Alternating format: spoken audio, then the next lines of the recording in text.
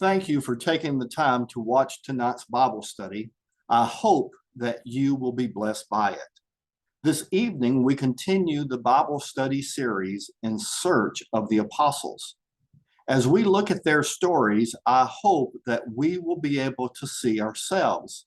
I hope that we'll be able to identify with these amazing but very human people and then draw inspiration to follow Christ as they did.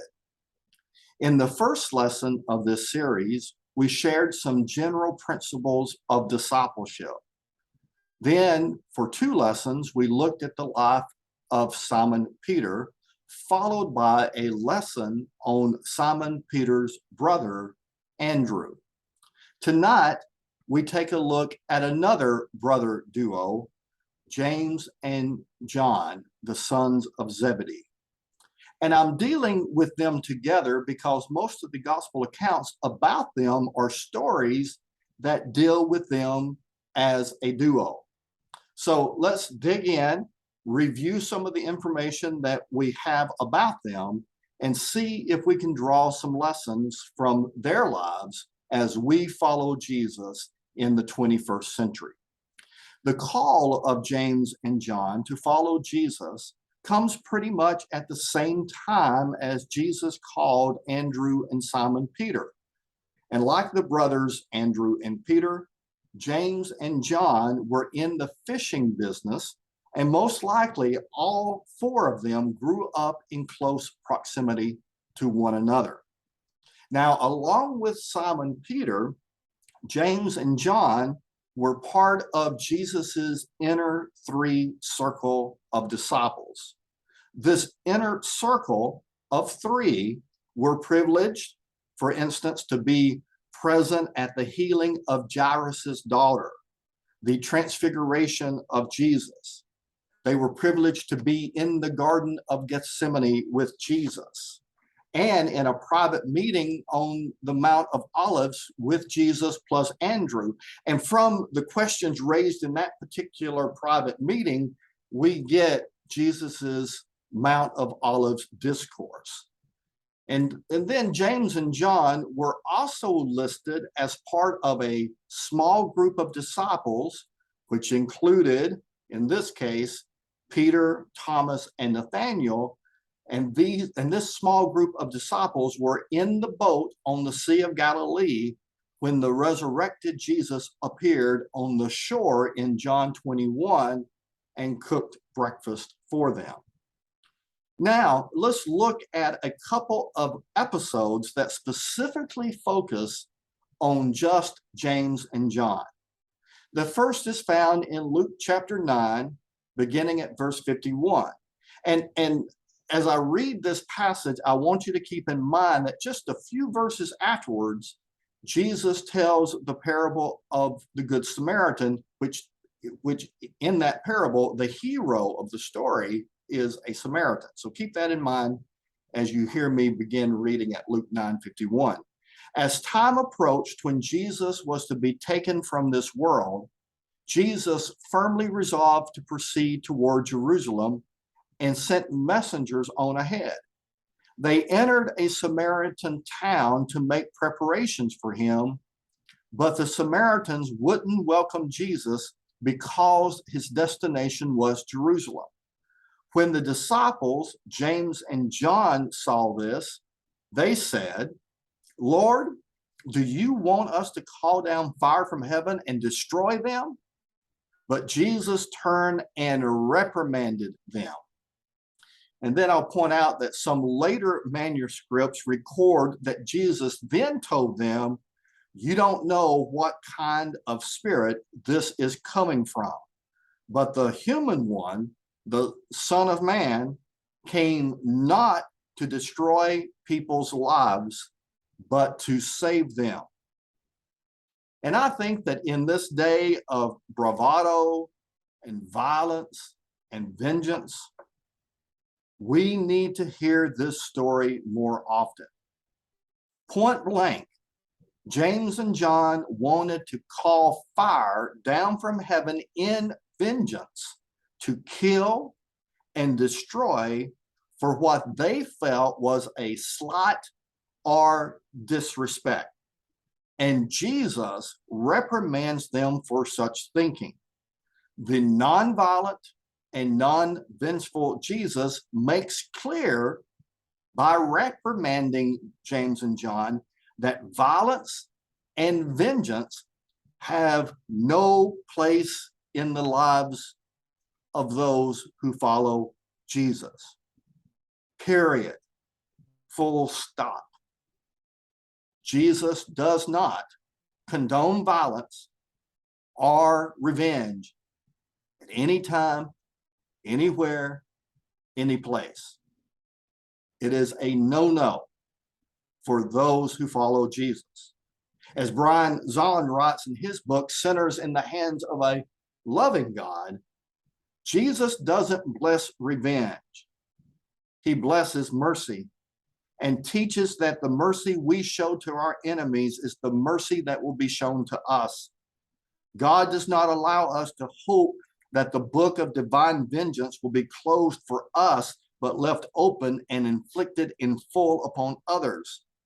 This is not how it works in God's economy of grace revealed by Jesus. End of quote. And on a little side note, it is from this episode that most scholars believe that Jesus gave the brothers, James and John, their nickname, Sons of Thunder.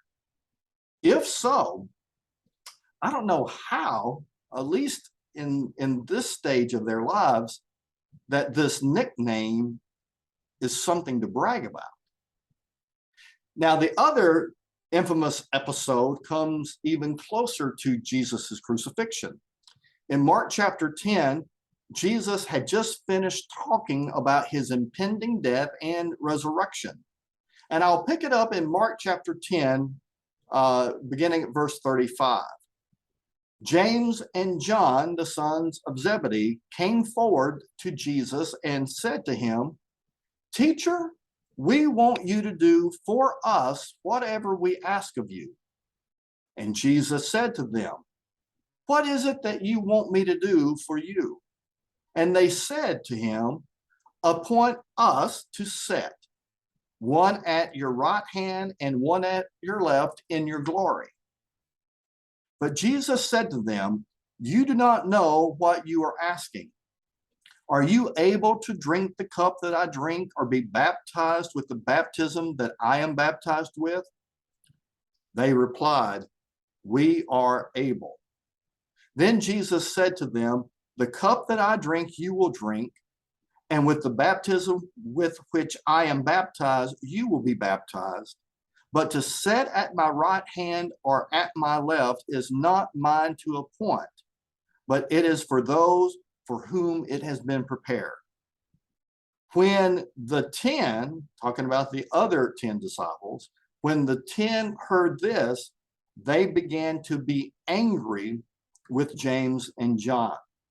And we know that from that tension among the 12 at this particular moment, it leads to Jesus reminding all the disciples that if they wanted to be great, they needed to become the least. And whoever wanted to be the first must learn to serve the needs of all. And on another side note, just so I can get it in Matthew's account of this episode, it is the mother of James and John that make this request for her boys. Anyway, the big takeaway from this encounter is Jesus's attempt to redirect the ambition of James and John. It isn't that ambition is necessarily wrong. Jesus doesn't reprimand them for their ambition, but Jesus saw that ambition needed to be redirected. Their readiness to sit on the right and left of Jesus was based on their understanding of glory, not God's. The glory of Christ would come by the way of the cross. The way of the kingdom of God is one of service and self-sacrifice. But again, ambition isn't wrong. It just needs to be directed in the right way. Dr. Martin Luther King touched on these themes as well in his famous sermon, The Drum Major Instinct. And I quote Dr. King, "Keep feeling the need for being first. Just be first in love. Be first in moral excellence. Be first in generosity. Be on the right or left of Jesus, but not for selfish reasons. Be there in love. Be there in justice and in commitment to others so that we can make of this old world a new world." And in the end, I believe that both James and John finally got the lessons that Jesus was trying to teach them. And now, before I close with one final story, let me kind of tie up some loose ends about James and John. First of all, I'll deal a little bit with John. We don't know if John was the mysterious, quote, disciple whom Jesus loved from the Gospel of John. If he was, then John, the son of Zebedee, was the first one to see into the empty tomb. If you recall the story from the Gospel of John, Mary Magdalene went to the tomb first, but when she saw the stone rolled away, she ran to inform Peter and the disciple whom Jesus loved that the body of Jesus was missing from the tomb. And then we know that Peter and this mysterious disciple raced to the tomb. The mysterious disciple whom Jesus loved got there first, but only looked inside the tomb and saw the empty linen wrappings, but didn't go in. If John, the son of Zebedee, is that mysterious disciple, then he was the first to see inside the empty tomb before Simon Peter became the first to actually enter it. And now to James. In the book of Acts, James was the first of the 12 apostles to be martyred. King Herod Agrippa I, one of the sons of King Herod, and that's King Herod the Great, ordered the execution of James in the year 44, and it is recorded with one sentence in Acts chapter 12, verse 1. John, on the other hand, was the only one of the 12 that wasn't martyred. Supposedly, John lived a very long life. Now, was he persecuted? You betcha. Yes, he was persecuted, but he was never executed. Also, in dealing with John in the book of Acts, John just disappears from the book of Acts early on in Acts chapter 8. And there are some books of the Bible that are associated with John. The Gospel of John, the three pastoral letters of John, 1st, 2nd, and 3rd John, and Revelation. John, the son of Zebedee, probably wrote some of them, but I doubt that he was the author of all 5. And certainly, in the end, when it comes to John, this son of thunder became an apostle of love. Not only is love a prominent theme in the Gospel of John and in those 3 pastoral epistles that bear his name, but there's a wonderful story that we have from church tradition. As told by the church father Jerome, John, in his later years, pastored the church at Ephesus. At this time, he was probably the only one of the original 12 still living. And who knows, he might have been the last one on earth that had a direct personal connection with Jesus.